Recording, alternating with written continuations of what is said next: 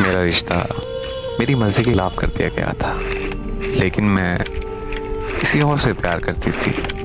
मैंने बहुत कोशिश की कि किसी न किसी तरह मेरा रिश्ता टूट जाए, पर मेरी हर कोशिश नाकाम होती जा रही थी। सबने मुझे समझाया कि तुम्हारे माँ बाप ने जहाँ रिश्ता कर दिया है वहाँ चुपचाप करके शादी कर लो।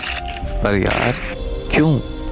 8 साल की मोहब्बत को कैसे छोड़ देती मैं? कैसे इतनी आसानी से बेवफा हो जाती?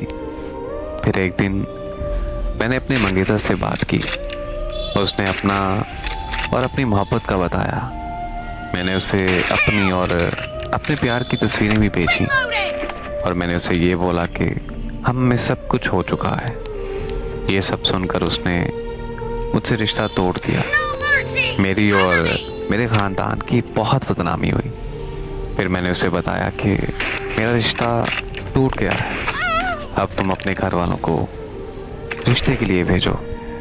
तो उसने मुझे साफ साफ इनकार कर दिया कि सब लोग तुम्हें बद किरदार बोल रहे हैं और तुम्हारे ख़ानदान का नाम भी बदनाम हो चुका है।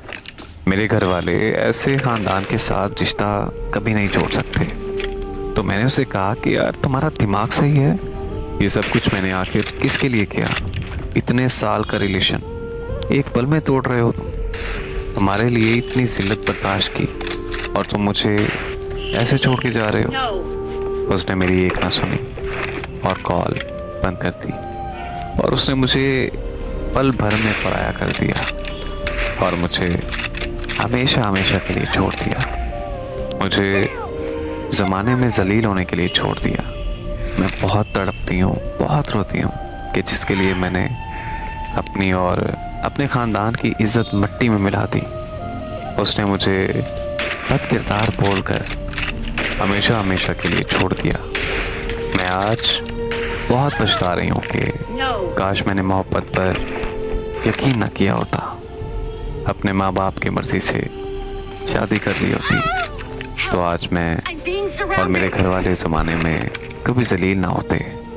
सबकी तरह मुझे भी मोहब्बत एक गलत इंसान से ही हुई और इस चीज़ का पछतावा मुझे ज़िंदगी भर रहेगा।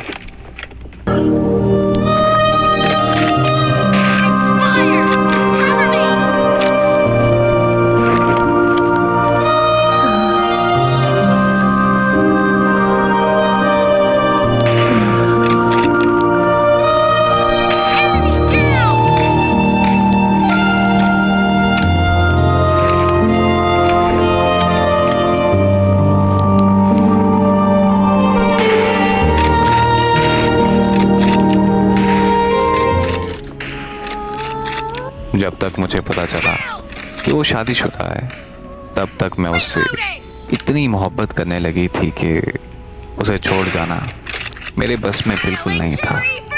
ये जानते हुए भी कि उसके बीवी और बच्चे भी हैं, फिर भी मैंने उससे शादी कर ली। शादी के बाद उसने मुझे एक अलहदा घर लेके दिया। शादी का मेरे घर वालों को तो पता ही था, लेकिन उसने अपनी फैमिली को नहीं बताया हुआ था कि उसने दूसरी शादी भी कर ली है। वो हफ्ते में 3 दिन मुझसे मिलने आता था और बाकी के 4 दिन अपनी पहली बीवी और बच्चों के साथ गुजारता था। लेकिन कुछ महीनों बाद उसने मेरी तरफ आना बहुत कम कर दिया। मुझे जो वक्त उससे चाहिए था वो मुझे नहीं मिल पा रहा था, जिसकी वजह से हम में काफ़ी झगड़े चलने लगे। मैं उसके इंतज़ार में सारी रात रोती रहती थी, लेकिन उसे मेरा ज़र्रा बराबर भी एहसास नहीं होता था, बल्कि उसने मुझसे मिलना बिल्कुल बंद कर दिया, जिसकी वजह से मैं डिप्रेशन की मरीज़ा बन गई। तब मेरी ज़िंदगी में एक लड़का आया जो मेरा बहुत एहसास करने लगा। वो लड़का मुझे मोहब्बत और वक्त देने लगा। मैं डिप्रेशन से बाहर आने लगी और अपनी ज़िंदगी में काफ़ी खुश रहने लगी थी। एक दिन उस लड़के ने कहा कि वो मुझसे मिलना चाहता है, तो मैंने उसे अपने घर बुला लिया और हम दोनों में वो सब हो गया जिस पे सिर्फ और सिर्फ मेरे शौहर का हक था। अभी वो लड़का मेरे घर ही था कि अचानक से मेरा शौहर आ गया। उसने हमें एक साथ देख लिया। मेरे लाख माफ़ियाँ मांगने के बावजूद भी मेरे शौहर ने मुझे तलाक दी थी।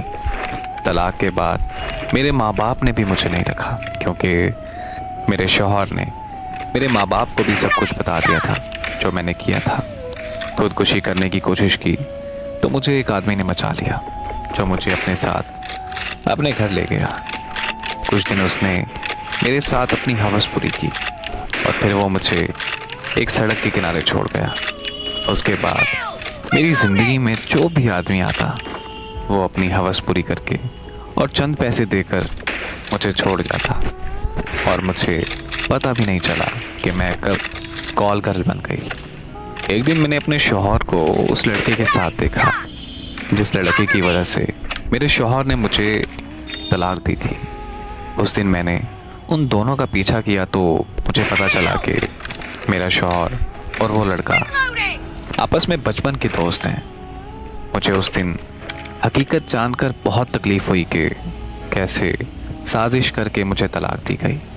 हाँ, मैं मानती हूँ मुझे उस लड़के की बातों में बिल्कुल नहीं आना चाहिए था, लेकिन तब मेरी हालत ऐसी थी कि मुझे तवज्जो और प्यार की ज़रूरत थी।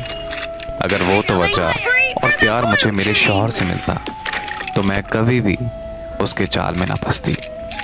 मुझे नहीं पता कि आज मेरी ज़िंदगी को तबाह करने वाली मैं खुद हूँ या फिर मेरा शौहर, लेकिन मैं जिस दलदल में फंस चुकी हूँ अब वहाँ से निकलना मेरा मुश्किल ही नहीं, नामुमकिन सी बात है, क्योंकि एक कॉल गर्ल को ये ज़माना कभी अपने घर की इज्जत नहीं बनाता।